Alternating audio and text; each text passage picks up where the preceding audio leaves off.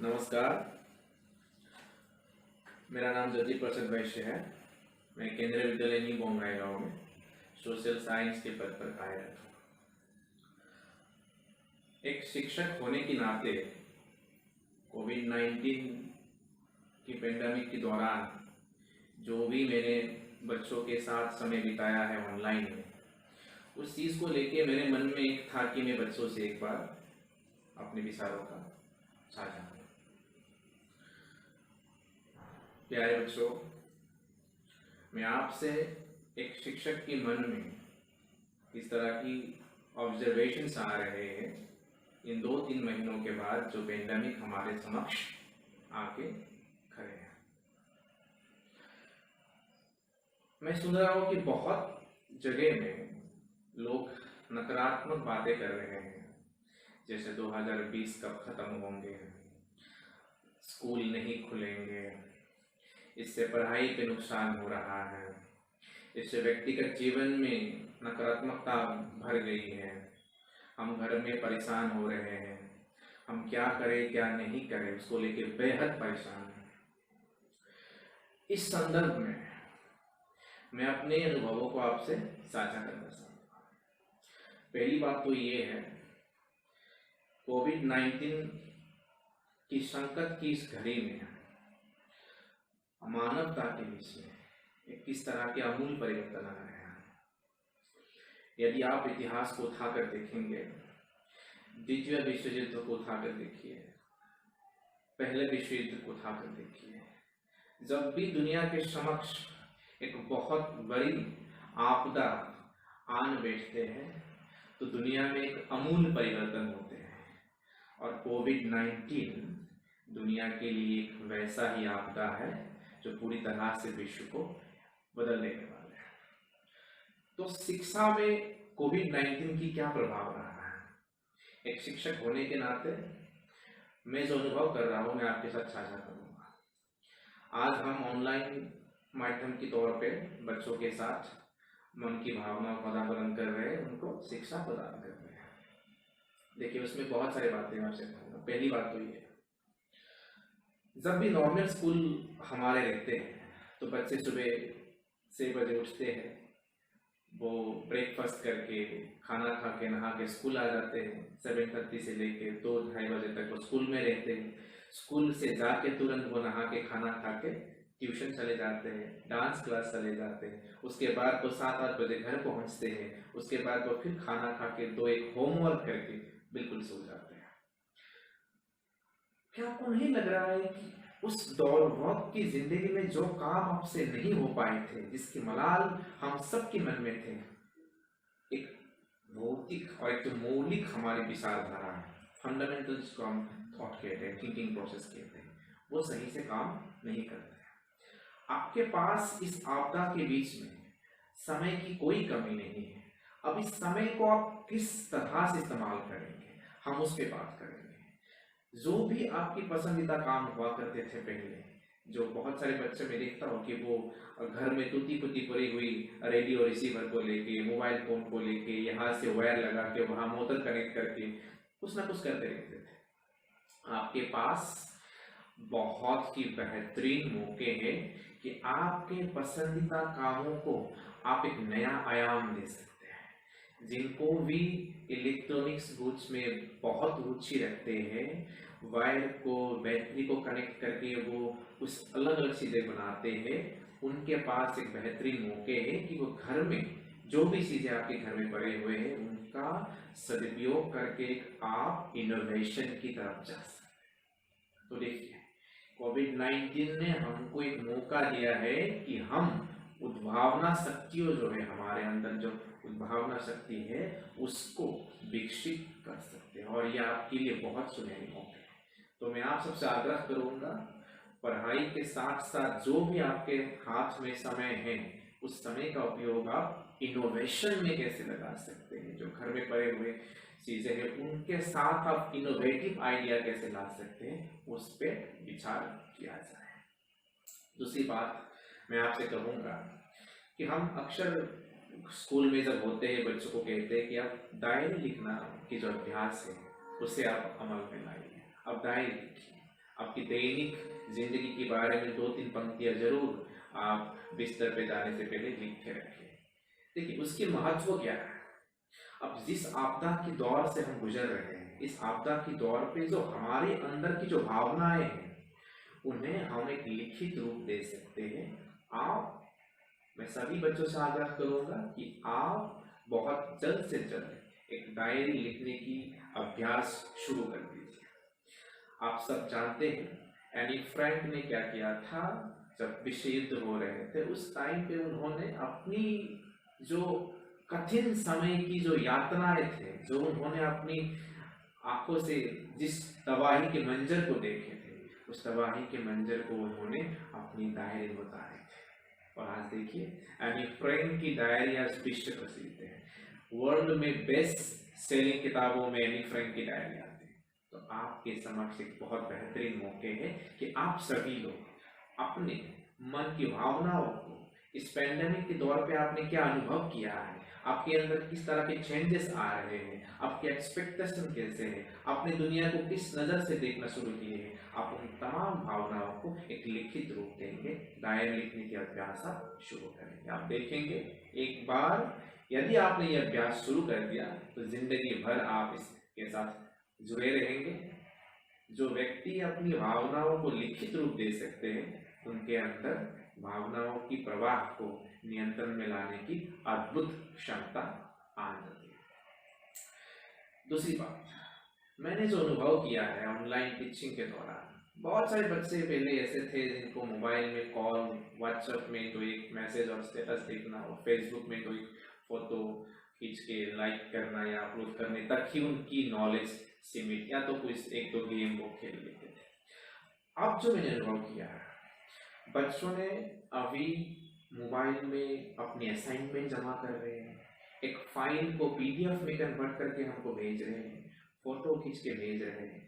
ये जो आपने जो एक नई टेक्नोलॉजी के साथ जो आपकी पहचान होते जा रही है, ये आपको एक सॉफ्ट पावर डेवलप कर रहा है। मैं आपको 2-3 चीजें बताऊंगा। देखिए भारत के पास इस पेंडेमिक के दौरान जो बहुत बड़ी समस्या है, इस पेंडेमिक के दौरान हमने क्या अनुभव किया है। हमेशा कहते हैं कि भारत जो है इंफॉर्मेशन टेक्नोलॉजी में सुपर पावर है।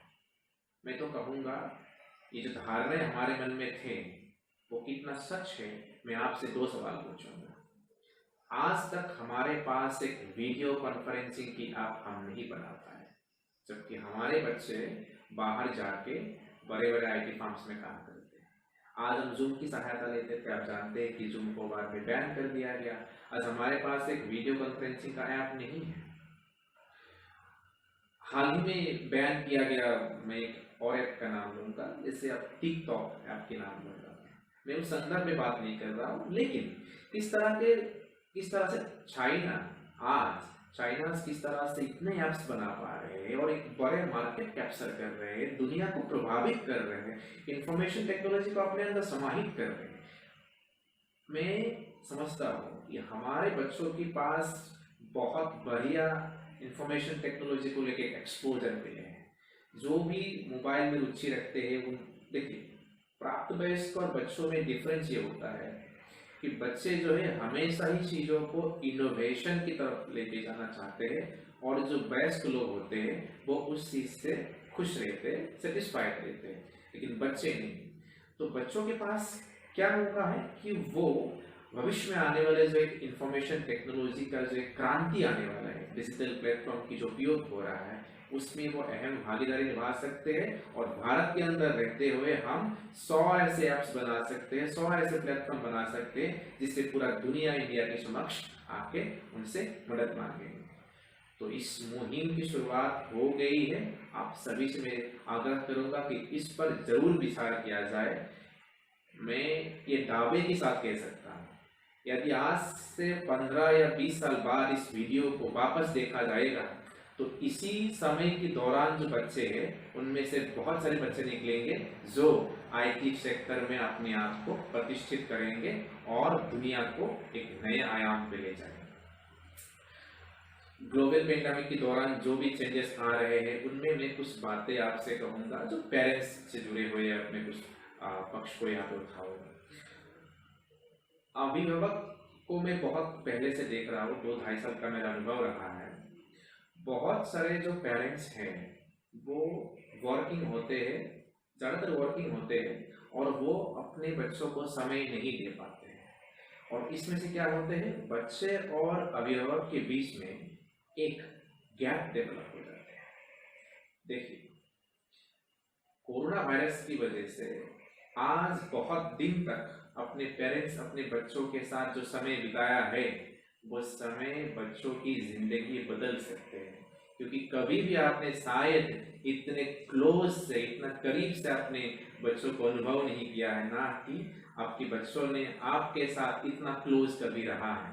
तो ये एक अवसर है। किस तरह से एक अवसर बन सकते हैं? मैं पेरेंट्स से आग्रह करूंगा कि वो अपने जिंदगी की वो बातें बताए बच्चों को, अपने जो भी स्ट्रगल किया है उनसे रूबरू करवाए बच्चों को, आपके समय की सोसाइटी के बारे में उनको बताए, आपके समय की तमाम चीज़ों के बारे में बताए। तब बच्चे जो है आपकी भावनाओं को भी समझेंगे, आपकी भी जो एक फंडामेंटल थॉट प्रोसेस है उससे रूबरू होंगे, और बच्चों को भी एक हमारे इतिहास के ज्ञान मिलेंगे। तो ये बहुत बड़ी एक मैं कहूँगा एक गोल्डन अपॉर्चुनिटी है पेरेंट्स और बच्चों के बीच में जो है एक अच्छे संबंध बनाने की। और मैं दावे के साथ कह सकता हूँ, यदि आप एक बार बच्चों के मन में अपने लिए उस स्थान तक अपने आप को ले जा सकते हैं, तो कभी भी ऐसी नौबत नहीं आएंगे कि बच्चे आपकी बातें नहीं सुनेंगे या दोनों में कभी भी मिसअंडरस्टैंडिंग हो सकती है।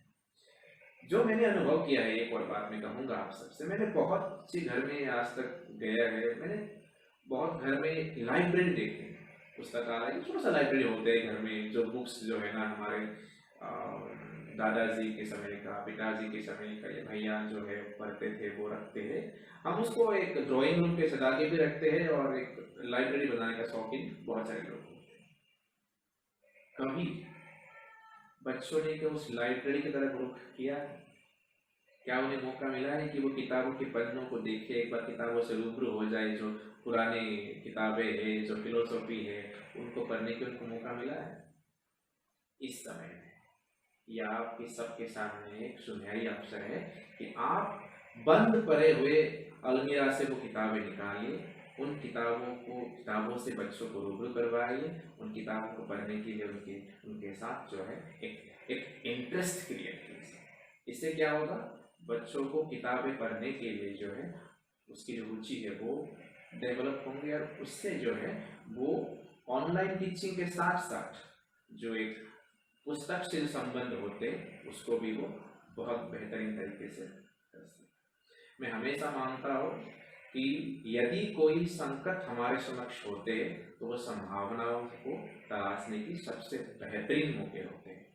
ये जो संकट हमारे समक्ष है, इनसे हमने यही सीखा है कि संकट यदि हमारे समक्ष प्रस्तुत नहीं होंगे तो हम अपने जो अंदर की शक्ति है उसे कभी रियलाइज नहीं कर पाएंगे। मैं एक छोटा सा एग्जाम्पल देके मैं अपनी वक्तव्य को यहाँ पे रखूँगा।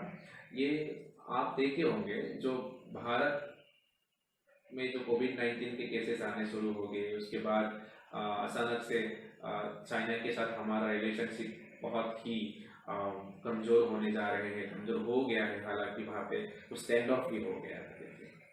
मैं आपसे कुछ कहना चाहूँगा, इसी पेंडेमिक के दौरान हमारे प्रधानमंत्री ने कहा है कि भारत आत्मनिर्भर बनने की तरफ आगे बढ़े। ये आत्मनिर्भर बनने की जो कॉन्सेप्ट है, क्या वो पहले नहीं आ सकते थे? क्या पहले हमने कभी इसके बारे में रियलाइज नहीं किया था? जी नहीं किया था।